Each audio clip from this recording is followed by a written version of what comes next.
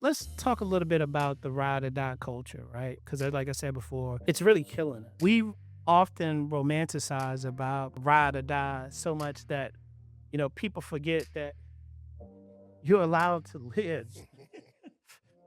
Don't take that. Don't take the damn. Don't take it.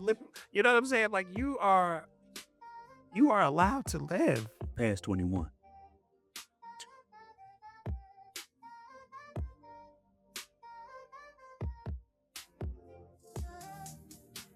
Yo, what's good, family? Welcome to another episode of Late Night Traffic Report with your boy, Mr. Sincere. I'm B. And I'm Big Mike. Tonight's episode is titled The Loyalty Trap. Why we stay where we're no longer growing.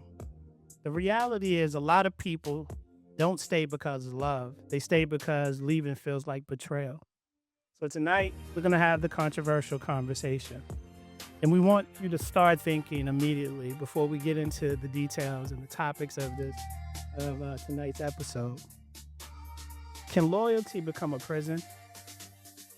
In relationships, friendships, family, workplaces, and communities? We're going to answer that tonight. We're going to talk about how it resonates with Black men and women because many of us was raised on loyalty. Never forget where you came from. Family over everything. Ride or die. Hold it down no matter the circumstances. And most importantly, stay sturdy, stay solid. But nobody ever asks, what happens when loyalty starts costing you your peace, your growth, your purpose, and most importantly, your health? So I got my brothers with me tonight. Shout out to Kay Callie. She's actually switched her seats. Instead of being on the panel, she's behind the scenes, continuously contributing to what we do. But think about this. Loyalty is powerful only when it's mutual. But when it's one-sided, it becomes emotional debt. Mm-hmm. Let's talk about loyalty because as I open in the monologue, because our community is who it is and how we was raised, we are taught that loyalty is our currency. We praise it, we demand it, and quite often we test people for it. Let's talk about it. Why is loyalty so important to us? In my opinion, I think loyalty is used in the wrong way. So it's weaponized, or it can be weaponized. It can be weaponized. Yes. It's used in the wrong way for the wrong means and the wrong situations in our community. And like I said, in my opinion, it's definitely used in the wrong way. It's not used, as you stated in the beginning, for something every time for growth. Yeah. It's not used to bring you peace. Yeah. It's you hear most of the time when, oh man, be loyal, in the wrong ways where it's gonna cost you everything. Yeah. And that's where it becomes weaponized because it costs you everything. And a lot of times the person that's talking about being loyal, if we talking about being loyal, why you not taking that lick? We're using the wrong way because you telling me stay strong, be loyal, don't snitch, I shouldn't have to. You should come up and take your lick. So we use everything in the wrong way. You want me to take it, but you leaving me take it. If you did it, come do what you telling me to do. Yeah. Be strong, be loyal. We use everything in the wrong way. That's real. I think with us, everybody wants to be a part of something. Everybody wants a team, a tribe. So that loyalty is like, I got you, you got me. Unfortunately, we're not always equally yoked. And sometimes we don't look back at the loyalty that we said a few years back and reevaluate, is loyalty where it was before? Yeah. Did anything change? What's new? Are we on the same page here? Or is it, I'm more loyal to you? What is it exactly?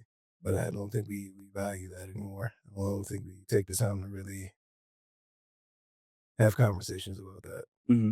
Yeah, I think you're spot on with that. And tonight we're going to ask some questions, right? We're going to ask some questions They're going to make some people feel uncomfortable. It's going to make some people really look at their personal situation and say, am I being loyal to a fault or to a detriment to everything that I'm standing or everything I stand on? When you think about it, you know, some of the things that come to mind to me about loyalty, right? Um, but maybe it's not loyalty, it's fear masked in loyalty or being loyal to something. And the reason why I said that when I talk about is it really fear? Because when you think about is it fear of starting over? Is it fear of not being accepted? Is it fear of being judged? Is it fear of being called a fake? Or is it fear of just simply outgrowing people who were only assigned to an earlier, incomplete, sometimes immature, a lot of times unbalanced version of yourself? Season. You see what I'm saying? Some people in your life for seasons. Some people in your life for lifetimes. But when you say loyal, who's the number one person in your life you should be loyal to? Yourself. Yourself. So to piggyback or agree with what you're saying, all those sub-tiers, but the first loyalty you have is to yourself, not to anybody else.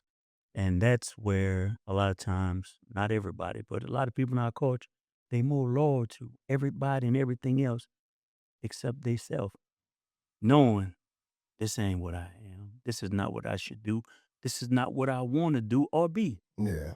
Well, I agree with both of you guys. And I think that it really starts back again, our upbringing. And I would take it even a step further. It's generational in the sense of, what our foremothers went through. And one thing they would tell you all the time, loyalty keeps families together, right? And during the things that we've overcome, the things that we've endured, loyalty has kind of kept us as a people together in a sense. Now, make no mistake, we are very selective about what we're loyal to and who we're loyal to, right? That's true. So I just wanted to, qualify what I just said in regards to talking about, loyalty. Loyalty keeps people together, right? And I'm going to double down on what I said earlier. Loyalty has been weaponized. When we think about it, when you think about it in your day to day life, your inner relationships, family, friends, your significant others, but also the way we think from a political perspective, right? We are loyal predominantly, whatever you classify yourself as, right? African American, Black American, foundational Black,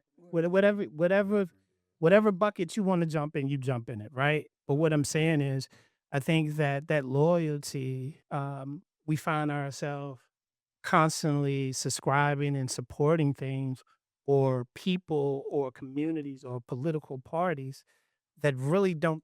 It's not reciprocated to us. Right, correct. And the reason why I really wanted to really kind of shed some light on that, and it's not, obviously this podcast is just about, men and women, Black men, people that look like us coming together and just really having an open dialogue and conversation about, kitchen table topics, barbershop topics, things like Yeah. that. But I think it's very material and relevant, if you will, when we talk about loyalty or obligation. Mm-hmm. And those things are not the same, No. Nope. and a lot of people believe that they are, right? So I think if we can make the distinction on that, um, I think that's a first step moving forward. So again, there's a huge difference between being loyal and feeling obligated. Right. Loyalty says, "But I chose you because the relationship is healthy." Right. And again, you can do that in your personal relationship, your working relationship, your intimate relationships, just relationships in general. Keep this at the forefront. Obligations say, I stay because I'm afraid of what happens if I leave. Mm. And you think about that. If you apply that, again, we we're talking about a variety of different relationships, Absolutely. but under the umbrella of relationships, whether you want to say that you do that with, like, dealing with your parents, right? Dealing with your loved ones, dealing with your children, dealing with your siblings, dealing with whatever you're dealing with. I think that this is very applicable, and I think that a lot of people have that challenge of, or maybe using them interchangeably, and they should not, because they're really different. But let's talk about the family dynamic before we jump into, your spouse or your significant other. But why do people stay in toxic family dynamics just because they're our blood? Why do we do that? That's what you grew up with.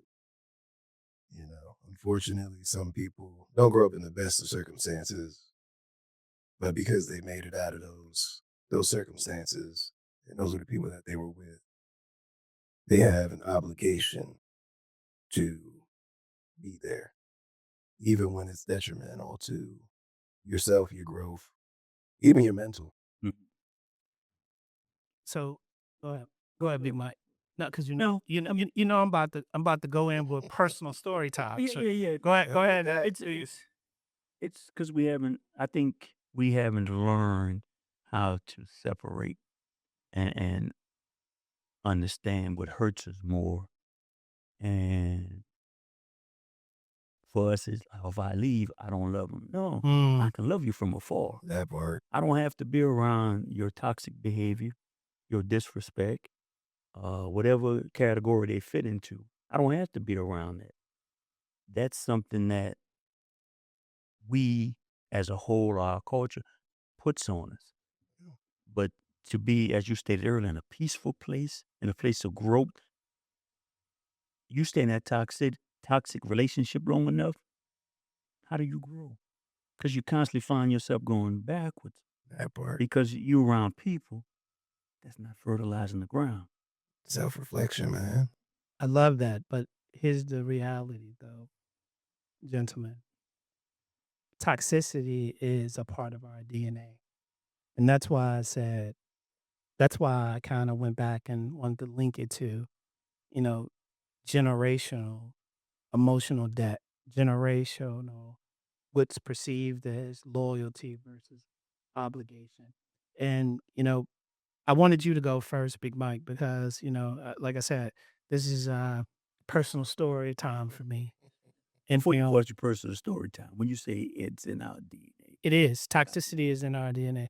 And here's why I say, this is why I believe it's in our DNA. And, I'm not a race beta. I'm definitely not a victim, because I'd say all the time, our people, we need to go out there and take it. I don't mean by strong arm. I mean by using and leveraging and utilizing the resources and the tools, education, partnership, co-ops, collaboration. However, look, we know those traps are out there for me. So I'm never going to get on anywhere and deny or act like, the system is not rigged against us, because it absolutely is. Yeah. What I say is, though, you should not, we as a people appear to feel very comfortable in being a victim, right?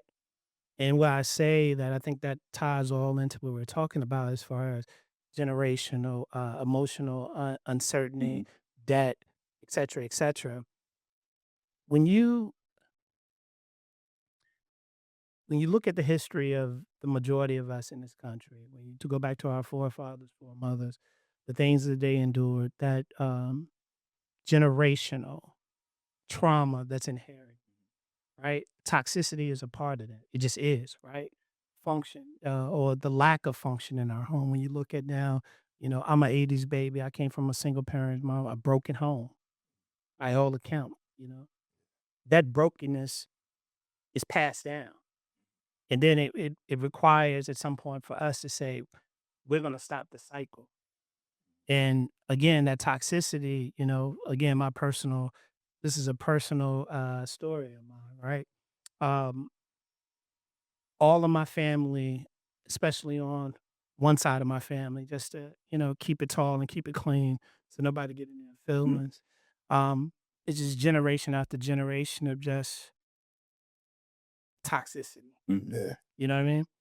And at some point in my life, obviously, I became saved and started doing things that didn't align to what they were doing. Because at the end of them, most of them are criminals, and they niggas. I'm sorry. It's just like it just is what it is, right? And for me, at one point in my life, I was a juvenile delinquent. I was a nigga. I was, violent and, you know, thought everything was a scam, a get quick rich scheme, a take from you. You know what I mean? That type of thing. So I'm speaking from personal experience. But once I was able to get out and, God blessed me to put the right people in my life. And this is a real touchy subject for me because being loyal to like what my family, that particular side of my family does. I was always different. I was the thinker. I was the strategic, the strategist. You know what I mean? And then when I got out and was able to see the world, because I thought the world was this big and the world is humongous, right? I started getting out, being around different people, um, getting around, excellent black people.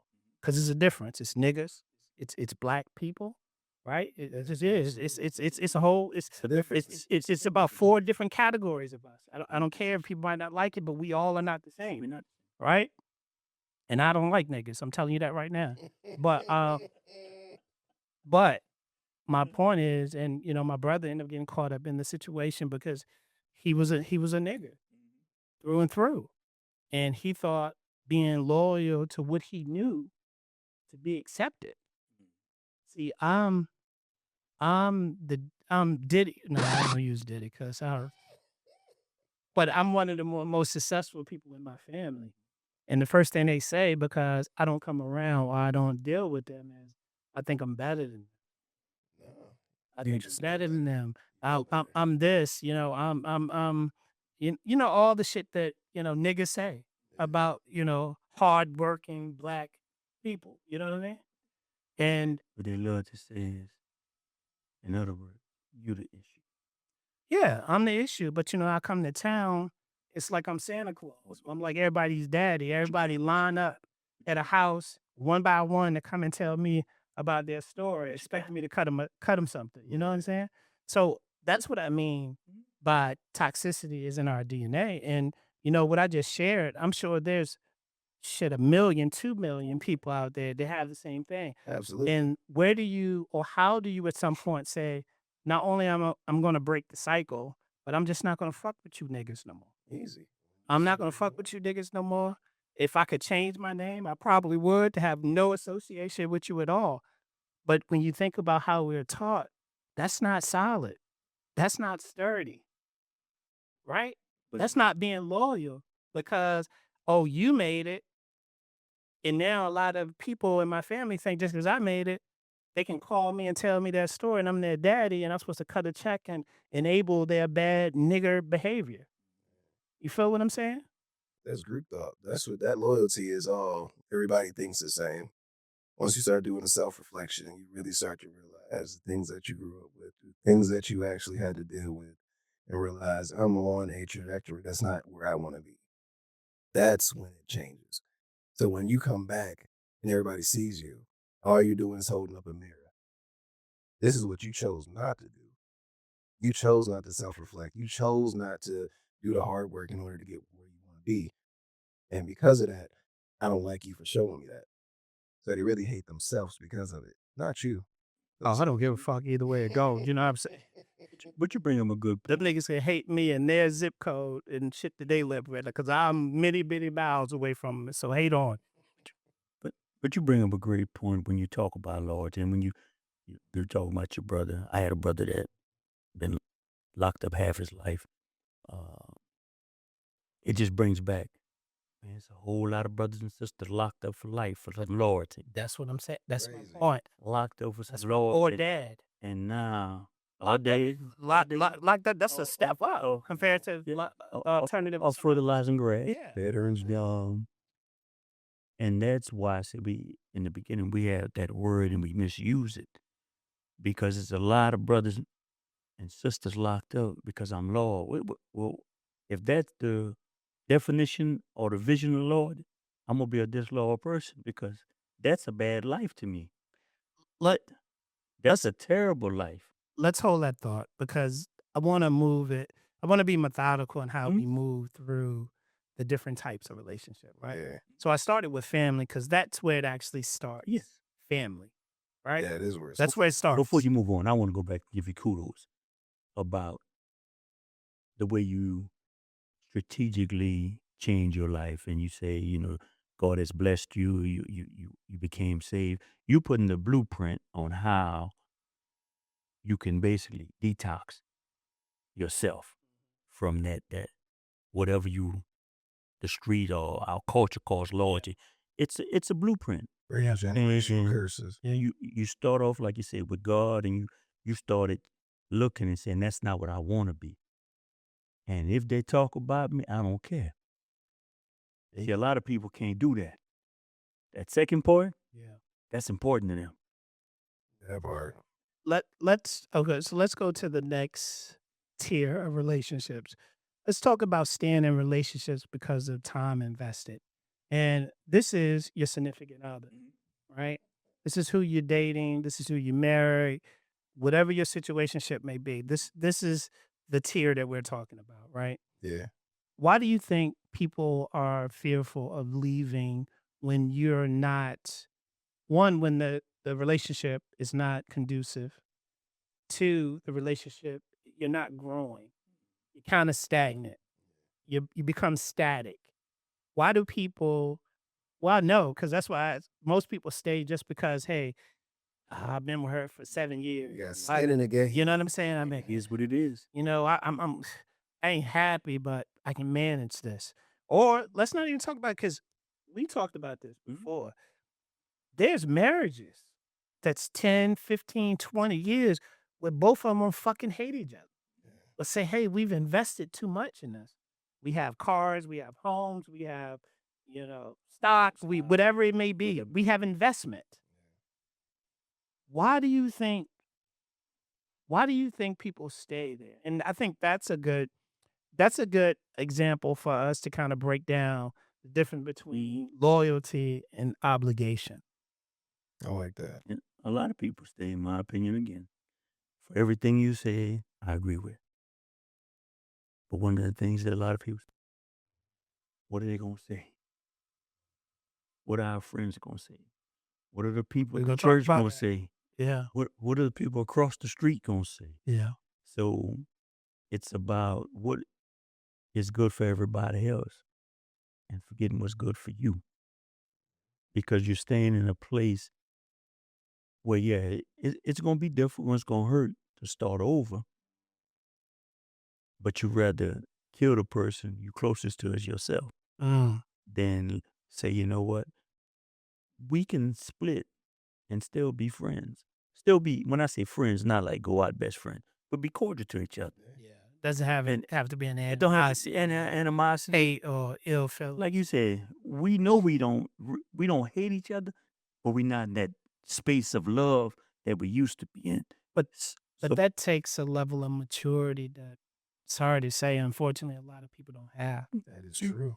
And you're right. A lot of people don't have it. And I think it at the same time, a lot of people don't have it, but it's a place that when you get to that place where you say you living in the same house and you just can't make it work, man, damn the money. Damn all that stuff, man. My peace is more important. And that, like you say, that's a place where you get in life where you say, I can get more money, I can get more cars, I can get more everything. But that peace, coming in that house and having peace, man, look at that. That's priceless. That's 100% true. Yeah, I can agree with that. I think a lot of us, I can speak for my situation. Absolutely. I had obligations in my past relationship. And my obligation was to make sure my daughter had both parents. I was loyal to my daughter. but I had to understand that it wasn't the same or it wasn't reciprocated. Let me push back on that Yeah. because you say you were loyal to your daughter. You could have been loyal to your daughter and still vacate a very toxic relationship. That's very true. But the thing with that was until I actually did the work and really started asking those questions and being okay with, hey, this might not work out. Yeah. You're losing yourself. You don't know who you are. The family is starting to crumble because you're losing yourself because you're dictating how you move and how you do things based off of their emotions. Once I started doing that work, that's when I came to the realization I can still be loyal to her. I can still make sure that she has both parents in her life, Yep. but she has a healthy relationship with both. Yep. And you said something that's so important that a lot of people use that's so hurtful. I want to make sure they have both parents. If we split because of a toxic relationship, we still both parents. For sure. That part. But if we stay in a toxic, we hurting the kid. We're hurting our child because they're seeing that toxic relationship. I don't care if you're, I'm not talking about a physical toxic, but if you're not talking, she not seeing that, he or she's not seeing that love and that embrace. Yeah, kids are smart. They pick up on that. Yeah. So that's one of the things you hear all the time. Oh, I stayed because I wanted my kids to see two parents in the house. No, you're That's the killing. worst thing. You doing that? You killing that kid because you thinking that kid. They see you sleep upstairs, she sleep downstairs. They feel it. It's an energy. Yeah. But it was one day my daughter asked, she was like, Dad, are you happy? She was probably like 2 or 3. That one hurt. And I had a real conversation with myself. It's like, are you happy? You're not. That's the tough question you have to ask, and and the subscribers that we have know my story with my oldest son, and I acknowledge that I made I made a lot of mistakes. You know, Oftentimes trying to be right made the situation wrong for him. You know what I mean? Um, but I think that's real, and I think that being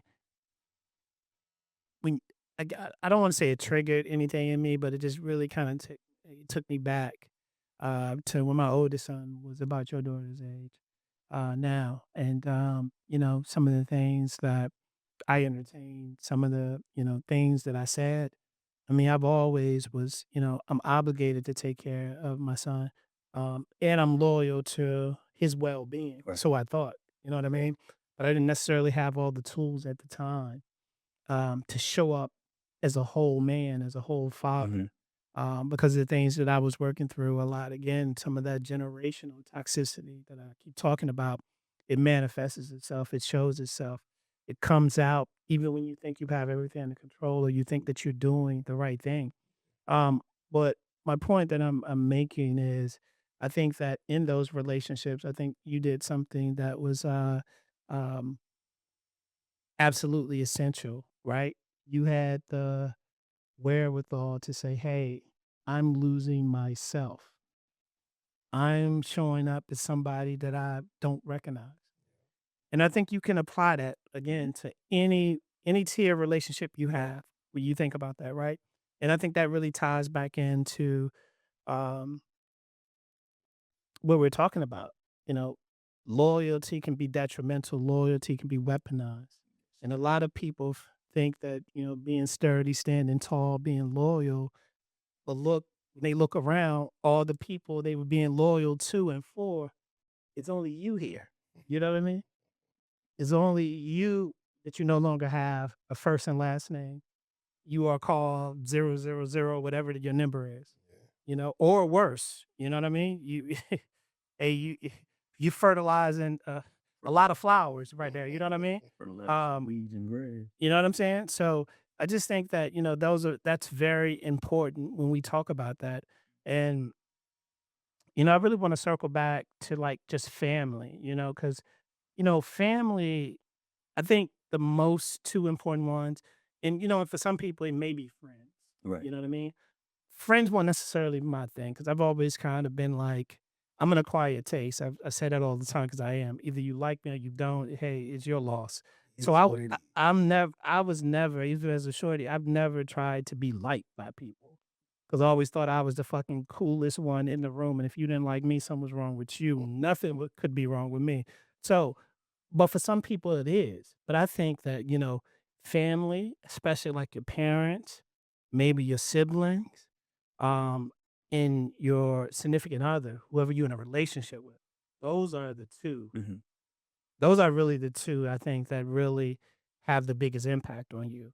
I know that like, staying loyal to friends, we kind of already talked about that a little bit. We're going to talk about it a little bit more a little later. But staying loyal to friends who no longer respect your growth, that can be a challenge, right? Staying in environments that no longer benefits or that benefits from you taking a back seat and just being quiet. Yeah. How many people do you think that's in situations like that? I think a lot of brothers are in situations. Oh, for We sure. talked about Ton. that. For sure. Just shutting the fuck up and paying bills and carving your little space out in whatever is in your house or your room or whatever room you want to go in and just completely just miserable. But it comes back again, it circles back to what we're talking about tonight. Loyalty Mm-hmm. and obligation. Those things will absolute ruin a man. Those things will absolute break a man's soul. And a lot of men don't talk about that because again, it kind of runs in, aligns with what we keep talking about throughout, our series and like what's the definition of a man? How is a man perceived, right? You have to pretty much just take whatever's going on, right? Because you're loyal to it or you're obligated to that. Absolutely. What I'll say is, before we jump into the next segment, Mm-hmm. because I think this is I think the next segment is really powerful because what do you do after you do the self reflection, right? Or you detect that I'm losing myself, and what you said, B, you do the work. So the next segment is going to be the guilt of outgrowing people. Yeah. Growth is very expensive. Growth is not cheap. Not at I'm all. gonna say it again. Growth is very expensive. Expound on that. It's very expensive because as you grow, you're gonna lose some things. You're gonna Sacrifice. lose a lot of things. You're gonna lose a lot of people because people can't grow with you. People are not gonna be able to recognize it.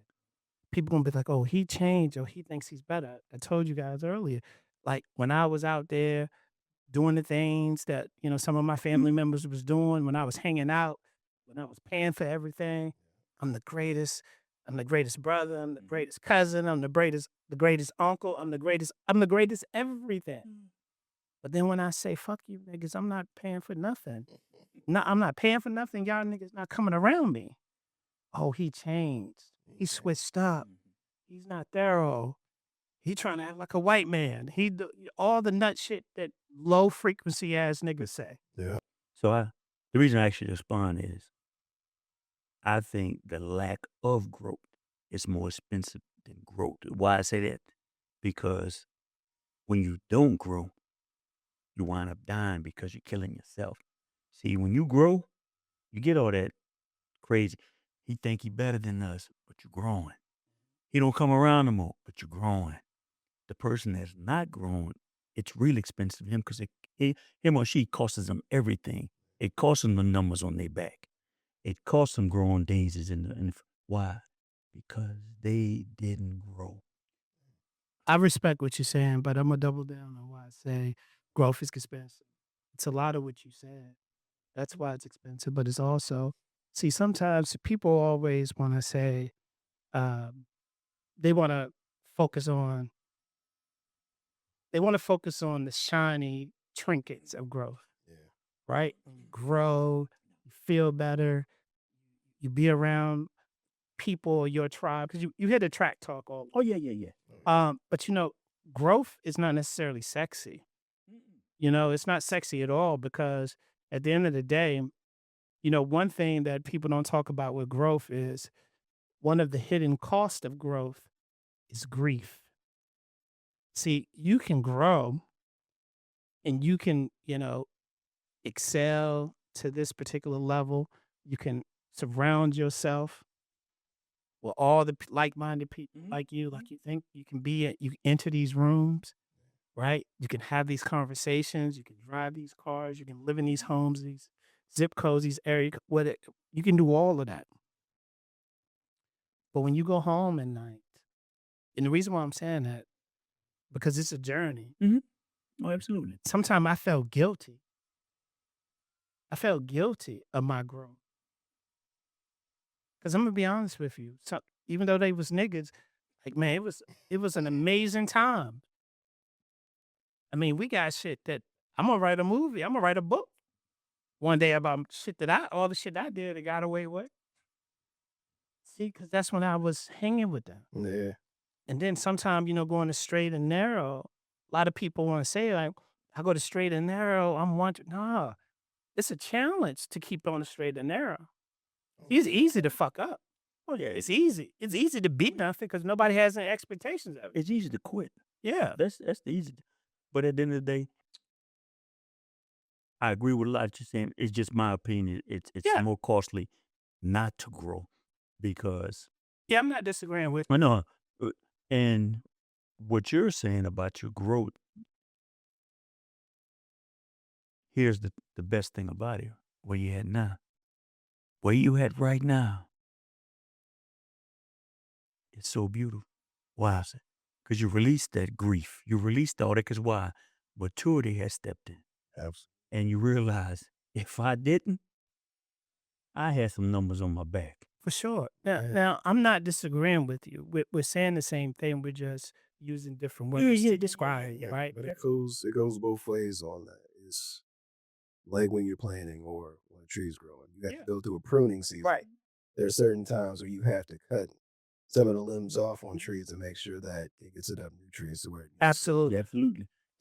And what I'll add to that, I love that analogy you use because I think that's spot on, right? But again, we never want to present that we are a finished product, right? We all are. And I just think for people, when you really live that life and you're really in the streets, and I'm not glorifying because it's I just recall, I think back quite often, some of the dumbest shit that I did that probably shouldn't even be here. So I got to know it's by the grace of God. You know what I mean? Oh, we'll But- them stories. But sometimes though, becoming who you're supposed to be, sometimes becoming who you're supposed to be means disappointing the people who benefit from who you used to be. Absolutely. Oh, for sure. And that's a struggle for a lot of people because again, I'm going to land the plane, right? That goes back to loyalty, right? When you think about that, how am I loyal if I'm playing from a different, I'm playing from a different playbook, right? People loved who I am and what I did because it benefited them. Mm-hmm. That's no longer an option anymore. So what I'm saying is, on your journey to be who you're supposed to be, Mm-hmm. while disappointing the people who benefited off of who you used to be, it's expensive because those relationships, if that's all the relationships you know and that you've had for so many years of your life, who actually structured or had an impact on who your character is, that puts you in conflict constantly. And I hear what you're saying. This is me now at 40 plus years old. But on my transition, I thought many times, like, am I being fake? Am I being whack? Am I judgmental? Am I not keeping it real? Am I not keeping it sturdy? Am I not doing all the shit that we agreed that we was going to do? Right? And it takes someone a long time on their journey to feel comfortable who they are becoming or who they become. Yeah. You see what I'm saying? So I never want to paint the picture as just like this easy transition No. or cutoff. You know what I mean? It's an ongoing process. What I would say is growth is not easy. Absolutely. It's not easy because it is a journey. And when we talk about the loyalty, the most loyal brother on the streets, it's the brother that saw you coming, that was in the bad things, and he knew you had something. Brother, go home. It's not for you. Yeah. It's not your lifestyle. That's loyalty. I think what you're saying, and again, I agree, but I do think I just want to emphasize, right, or double down on, survivor's guilt is real. Oh, it is. Oh yeah, for sure. It is. When you make it out or become successful, and when you do take that trip back home, where it may be, Mhm. and you look around, and it's almost like time has just stopped. Them niggas, because that's who they are, Right where they were. just doing the same shit. Same thing. Just same streets, Same time, play. Same seat. just different new players. Same corner. Sons of your whole, their kids that took it, Same, right? same milk crate. You know what I mean? So I think that there are real pressures to remain accessible to people who, quite frankly, drain you. And then I think if some people be honest, some people like that, to feel needed. Absolutely. You know what I mean? Some people like that, to feel needed. Makes them feel important. But I think we all agree at the end of the day, growth usually, well, in the beginning, growth makes you feel lonely. Yeah. Well, look, I'm gonna keep it tall. I'm just gonna tell my story. I can't tell you guys' story. But again, when I started to get my life together, get my life in order, I'm around crowds and individuals and people that I never thought that quite frankly, I wanted to like do something to them, or catch them going to their car. Because I mean, I'm just gonna be honest. I wasn't all the way. I mean, I'm just look. I'm just gonna keep it tall. I mean, this has been like a 25-year journey for me. Yeah. You feel what I'm saying? But I wouldn't be truthful if I didn't say, hey, even during that, again, that growth journey, Mm-hmm. who you are or what you grew up in, again, that toxicity is in our DNA. And I'm just thinking, like, damn, man, these, I can hit a lick in here. I can call this person, that person, or whatever the case may be. And I thought that sometimes, like, when I'm getting my life together, and I start being around people, and then people being nice and shit, and want to do things for me. Like don't nobody do nothing nice for you without wanting nothing. I mean, that's how I was raised. You feel what I'm I saying? know that's a Like, that's a true even to this day, it kind of, I'm much better, 25 years in my journey, but it's like, it took me a long time to accept somebody doing something for me without me expecting them to expect something in return for me. Yeah. You know what I mean? Like, why are you being so nice? Why are you doing this? Why are you offering this? And, because I hadn't been around decent people. When it comes down to it, when you're around niggas tell you straight up, if I do something, then you gonna owe me. Yeah. Oh, it's unruled expectation. But that's called what you said earlier. That's a journey. Along that journey, you find yourself maturing and connecting to different style of people and different other mature people that will do things nice and not expecting anything. Yeah. That's exposing you to, man, the world do have good people. Yes. And not everybody is expecting anything every time they help you. Yeah. And that's just growth. And what you said earlier, when you left and you exposed yourself to the world, you see it's a world out there. Yeah. Not just your block, your borough, Yeah. your neighborhood. And you realize, man, roses do grow? Yeah, because all you see is concrete. Yeah. Yeah, roses grow. tulips grow.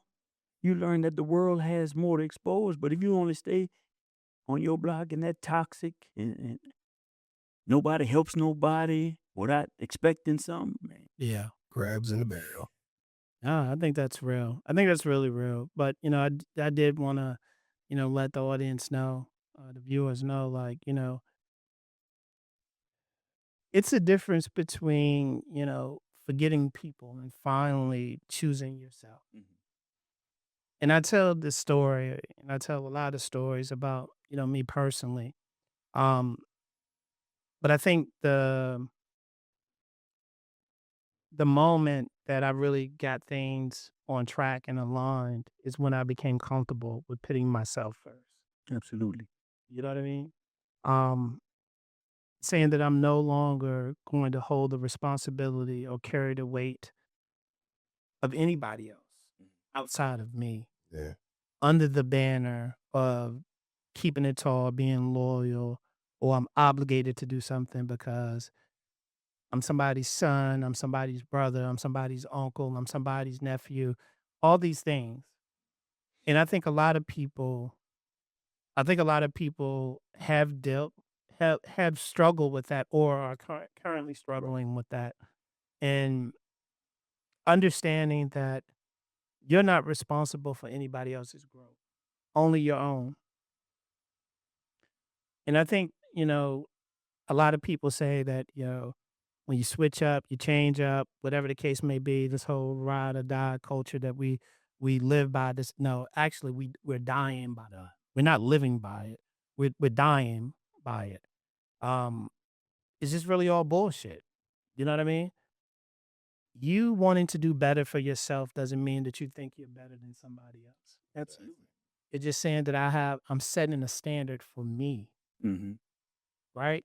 And I think a lot of people are very uncomfortable with just saying that. Not only saying it, making it actionable. Yeah. Yes. Let's talk a little bit about the ride or die culture, right? Because like I said before, um, it's really killing us. Killing us fast. It's killing us in every, facet of our life, from every tier of relationship we have, right? We often romanticize about, ride or die so much that, people forget that you're allowed to live. Don't take that. Don't take the damn. Don't take it. You know what I'm saying? Like you are allowed to live. Past 21. That part. And I don't want to make it all one sided, right? Because I think our queens, I think our sisters, I think they succumb to it too, right? I think a lot of sisters, um, you know, they stay in toxic relationships. They stay in toxic situationships. They open themselves up to unhealthy relationships. Um, Men, we already talked about it. A lot of black men, we're expected to just sacrifice ourselves for the greater good of everyone else, Yeah. whether it's, your significant other, your parents. For those of us who, came from single parents, single mom, you kind of have to take on the responsibility of being her man, not romantically or sexually, but financially Yeah. and emotionally. You know what I'm saying? Sure. And then oftentimes, many single moms with their boys, they put them in very uncomfortable situations. And when they have a significant other, whether it's a wife, a girlfriend, or someone that they are interested in taking the next step with, they try to put themselves between their son and the girlfriend or whatever the case may be. It's just a whole lot of toxicity, Mm-hmm. and let's talk about that. Staying because it I look at it as disrespect. That's what I look at it as. When staying through or continue to foster relationships, disrespectful relationships, Mm-hmm. because of love, right? Why do we do that? or the obligation to stay engaged in a disrespectful relationship. Like again, it could be your mom. Like parents can be disrespectful as fuck to their kids. Oh yeah. You know what I mean? It's both ways, and I think that I want to talk a little bit about that. Obviously, I'm not going to go into personal story time for that one, but um, I do think that there's an unhealthy layer there when, especially for, I mean, and it could be dads too. But look, my dad wasn't in my life, and I've already talked about our relationship or lack thereof. But my mom was in my life, um, and our relationship fluctuates. It goes good and real bad, and good and real bad, and for a long time, and maybe even perhaps now, because I am not a finished product by far, right? And I don't come online and try to profess that I got all my shit together because it's things that I'm working through. But for a long time, I felt like there was a lack of respect because perhaps in her eyes, she saw me as her little son. I ain't been little in a long, long, long time. You know what I mean? And having those breakdowns in our relationship and times and years when we don't speak or be aligned, and then I always tell her like you like a no disrespect because I love my mom, but I always tell her like you like a parachute. You know what I mean? You just pop in and pop out. You know what I mean? No disrespect. I'm not. I mean, I love my mom, and I understand like my mom had her own, again, generational toxicity. She had her own challenges. So, but I know I'm not alone, and I know there's many men that's living that experience. When your mom comes in, especially if she's not, if you guys don't have the right relationship or have that consistency when she pops back in and you've moved on with your life and you're unfamiliar to her because again, you're no longer doing whatever. I ain't gonna say niggas, but whatever. You're no longer the version of you that she was once familiar with. You're somebody else, Yeah. and it's hard for them, and it's hard for you because you created a life. Not saying that you don't want your mom to be in your life, but you created a life that she doesn't know where she fits in at that point. And you're being loyal. Is it loyalty or is it are you obligated because that's your mom, that's who birthed you, that's who brought you into this world, but she's disrespectful or she's disrespecting your union. Yeah. How do you handle that? I like that one. That's I think we have a similar situation when it comes to our parents. But I think, of course, as parents, they always look at you as their kid. Sometimes it's hard to realize my kid is a man now because ultimately that has to you have to now reflect on yourself and say, where do I fit now? That he's his own person. Now that he's a man, where do I fit? And unfortunately, some of our parents had to go through some hard things in their life that they just never wanted to have to deal with or refuse Yep. to acknowledge. So when your son grows up and say, hey, I don't really like the relationship we have or the toxic behavior that happens with this relationship. And in order for us to move forward, things need to change. That ultimately is telling them, hey, you need to look at your past and really deal with what you refuse to deal with so we can move forward. And a lot of people don't want to do that. A lot of people are afraid of that mirror. A lot of people rather hold a broken mirror up and fix themselves into that mirror versus realizing this mirror is broken. Me on the other side of this mirror. This mirror doesn't tell me who I am. I tell this mirror who I am. I like that. And I think that I think a lot of people are willing or will allow you to keep dying if it benefits them. And what I mean by that is like when you think about like loyalty and, obligation, and we talked about how it can easily become manipulation, right? Oh, for sure. And I think that especially those relationships, and I'm not picking on moms. But I'm just saying because, you know, as a young boy, your first love of your life is your mom. It's your mom, yeah. You know what I mean? And you don't know nobody. And I think along your journey as you grow, um, if that relationship is not right, you take those same views, if you will, that same philosophy, and you take it into young adulthood and into manhood. And that's how you treat the ladies in your life. Absolutely. You know what I mean? And with moms, a lot of times, listening, depending on the structure of her previous relationship or upbringing, releasing you is another loss for her. Mm. So Yes. it's another man being lost. It's another man that came and now he's gone. But this one is special to me because I gave birth to this one. So depending on what type of relationship, if they a lot of men coming in and out of their life, you just another loss. So it's hard for them to release you. The rest gone. I'm trying to bring you back, basically. I don't want to be harsh with breaking you up, but you're special to me because I'm so used to losing men in my life. You don't want your reality to change.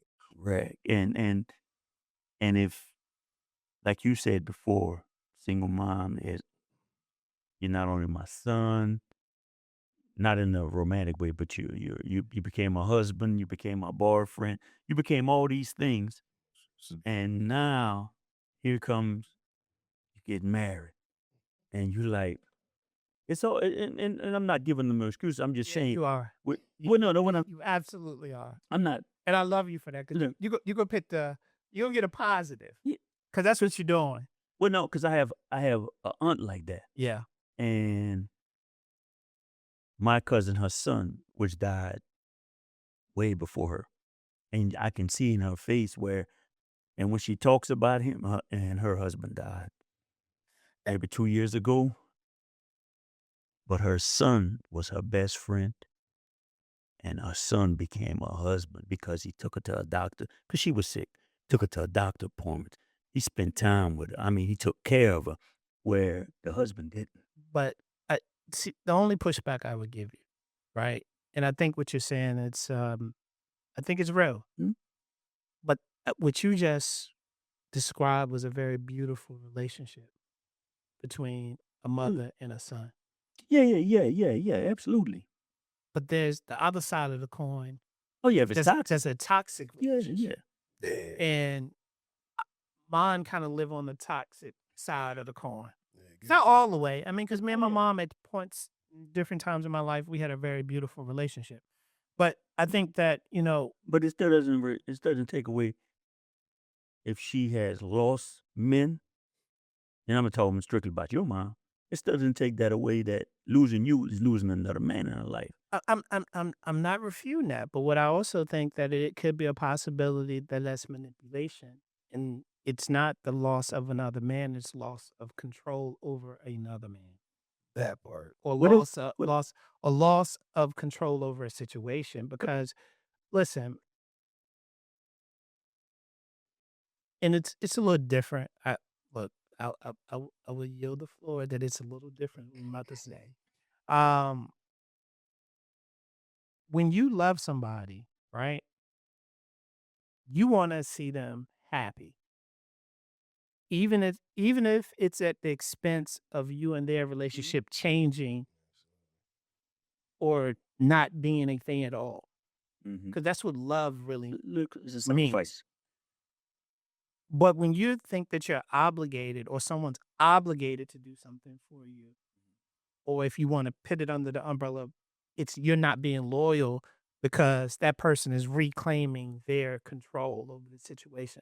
That's different than what you described. And I think a lot of situations like for moms, single mothers, right? The relationships that they've forged or build with their sons, it's already unhealthy. It's an unhealthy dynamic because that son is being inundated or overwhelmed with a whole bunch of emotion. Oh, yeah.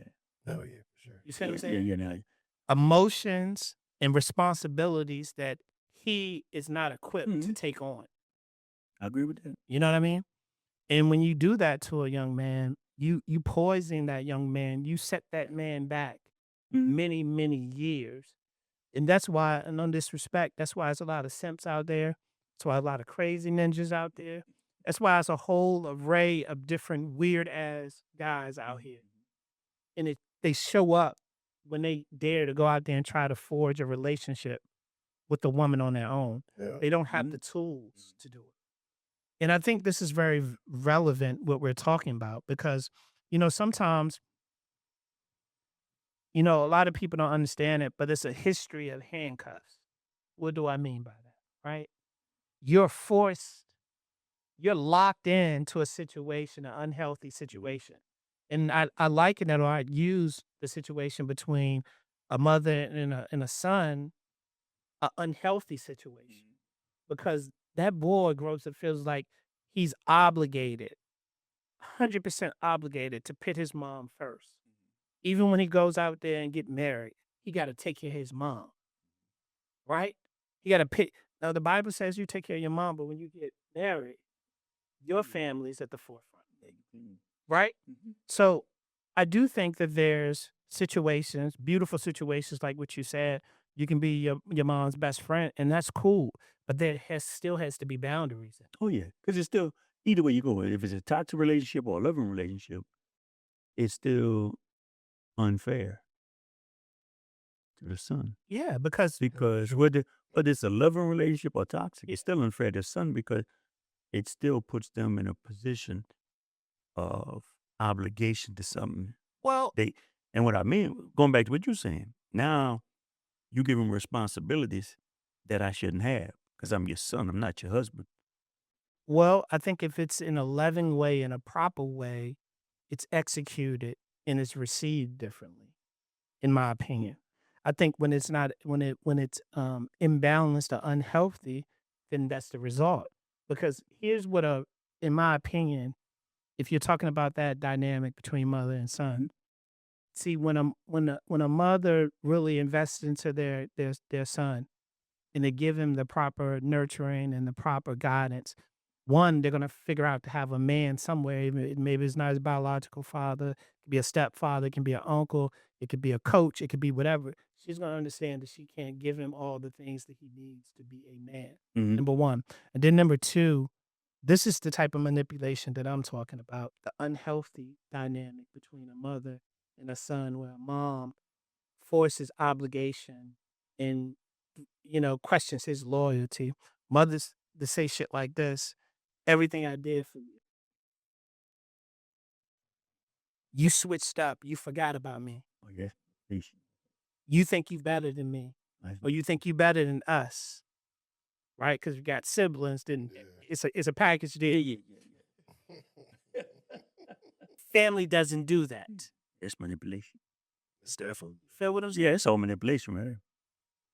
That's not love. No, it's manipulation. That's emotional extortion. Yes, it is. And it's a lot of men that's going through that. Oh, absolutely. It's a lot of men right now to this day.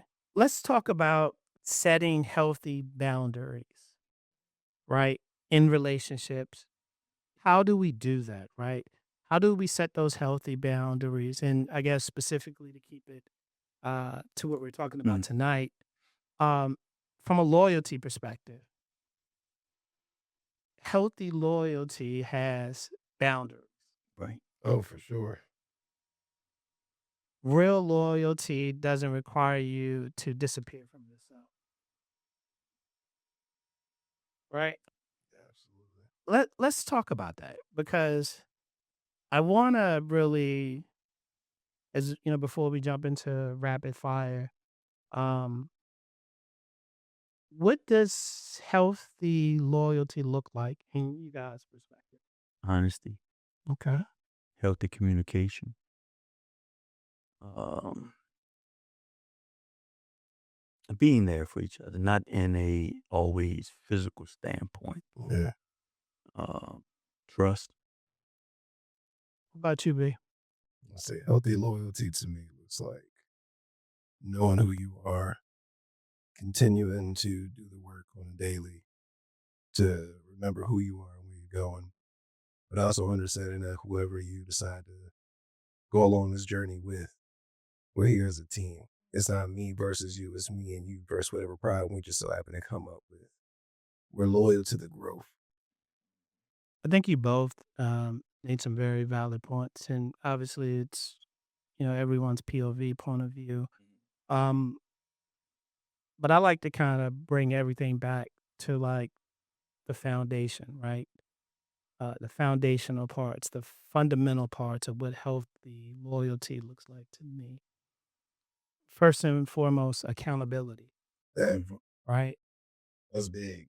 Mutual respect, right? Um, Support without control. Because I think that a lot of people, again, I think we've done a really good job framing it tonight. You know, loyalty can be tricky, or how it's executed, and most importantly, how it's perceived. It can be really tricky. I would also say emotional safety, right? And then the room to evolve. Mhm. See, loyalty doesn't want you to stay stagnant or static. When someone really is loyal to you, they're gonna accept whatever version of you that it is, right? Yeah. They're gonna welcome that. They're gonna want to support. They're gonna want to participate in your growth, right? Um, all of the people that I dealt with in the past, um, I have one friend, that was a former ninja too. And you know, he and I, let's just say out of 15 people that I used to be with, you know what I mean? It's only a handful of us left. And the reason why we reconnected and kind of on the same page, because his journey to where we are was very different than mine.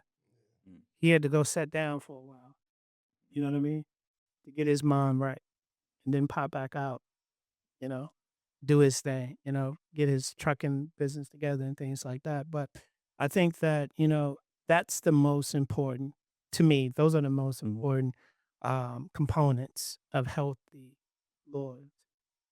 Loyalty can be like you said earlier, you can be in the streets, or I don't want to make everything about the streets, but you could be living your life dangerously. Let's just say that, right?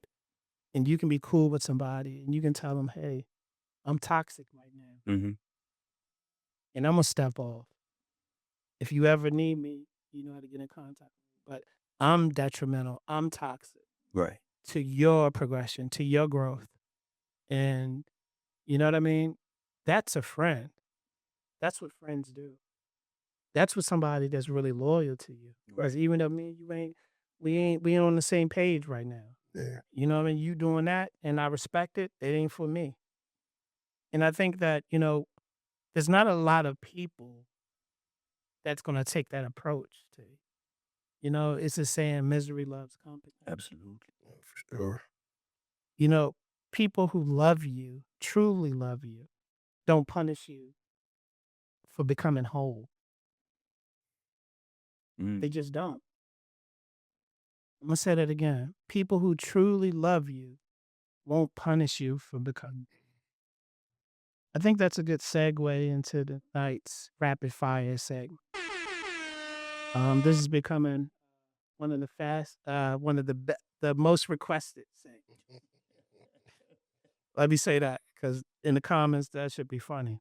Mm. All right, so you guys know the drill, Wow. right? Thinking too long, you're lying. Rapid fire, loyalty or fear. Let's get into it. Remember, no long speeches. Just answer the question quickly and honestly. Are you staying because it's healthy or because you feel guilty of leaving? Healthy now. Do the people you're loyal to show loyalty back? Yes. Most of them, yes. Who benefits most from your silence? Me. People around me. Interesting. Have you confused history with compatibility? No, not this time around. I'm gonna say no. That was one. That wasn't a rapper one. That's when you It's a thinker right there. No, that was rapid. I didn't like the one before it, so I went to that one. This The one. one before that was deeper than that? I didn't like it because it was multi-part. Oh, okay. Yeah, and I didn't want it to be, too complex. He's supposed to be, You didn't think that one was I complex? don't think so. Okay. Are you honoring your roots or letting them bury you? I don't remember my roots. Yeah, honoring the roots now. Who calls you fake every time you set a boundary? I don't know about the word fake, but people that don't like it would be my mom and my baby girl. I didn't clean That's real. I didn't clean up the closet, man. If they calling me fake, it's not to my face. Are you holding on because there's love or because there's time invested? Love. Okay. What relationship are you afraid to outgrow? I already let it go. My mom. Does your loyalty bring peace or pressure Peace. Peace. in all aspects of your life? Most aspects of my life. Okay. Last one. If you stop being useful, would they still value you? Maybe. That's real. I would hope so. That's real. I don't know. I like that. I like that a lot. And, when I was going through creating these questions, that made me think. Maybe. I came to the same answer you did, Big Mike. Shit, who knows? It's a toss-up. It's a fucking toss-up. One will wish. All right, brothers. That's it. You guys made it through another round of rapid fire. Any final thoughts before we jump into the closing reflection? No, I like the nice conversation on loyalty, and as always, hopefully, our opinions, our conversation will help bring some clarity to somebody of loyalty and what loyalty is truly like, or what it should look like. Yeah. Because like you said, don't confuse loyalty with obligations. So just hopefully, like always, it helps somebody get to a better place of growth. Yeah, absolutely. I know it is. Hopefully, you take what we say and, you at least listen to it and really think about it for yourself. Mm-hmm. Like, how are you? Are you doing the work? Always do the work. A lot of people avoid things that they don't want to have to deal with, or The hard things, the difficult things. Exactly. Yeah. But it's crazy part because the hard things is what gets you to where you're supposed to be. So don't be afraid of that. It's just like holding a rope. Sometimes you holding that rope a little too tight, you just damaging yourself. Sometimes you gotta let it go. But you gotta be real. Have you wrote yourself? Is this hurting me? Is this hindering me? Or is this keeping me where I need to be? I like that. And I think that's a great segue into my closing reflection. So I think we made it clear tonight. Loyalty is not the problem. Loyalty can be extremely beautiful when it's reciprocated, when it's rooted in love, respect, and again, reciprocated in reciprocity, right? But loyalty without boundaries becomes bondage. It becomes a tool or a weapon for someone to stagnate your growth, for you to move forward. Some of us have spent many years proving ourselves to people who never plan to honor us. So maybe the question tonight isn't whether you're loyal. Maybe the question is, are you loyal to yourself too?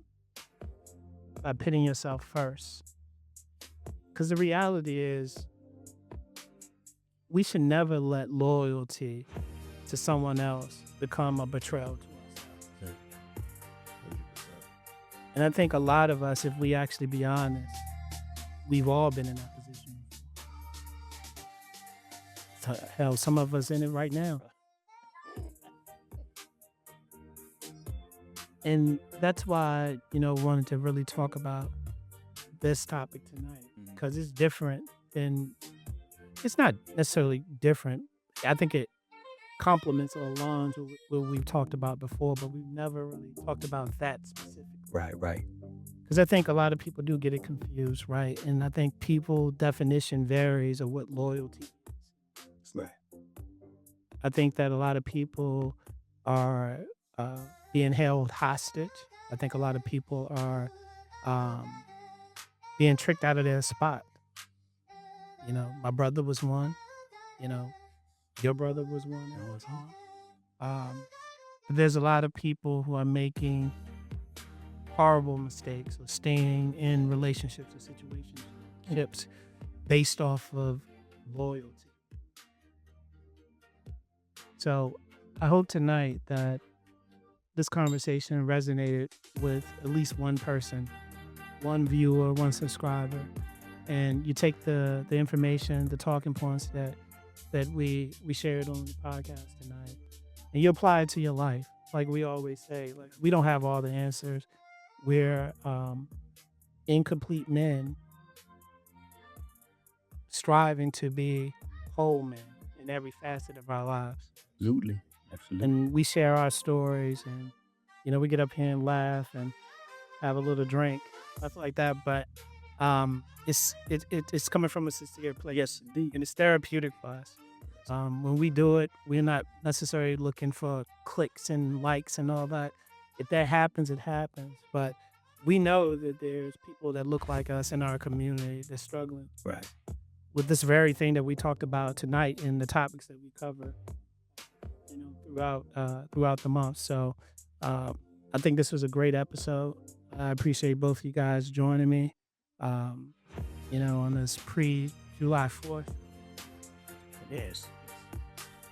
So I want everybody, you know, to stay safe, stay sturdy, choose wisely. And as always, we'll catch you in traffic. Till the next time, this is Sencere on the Late Night Traffic Report. It's your boy B. And Big Mike. We out. Peace. Hey.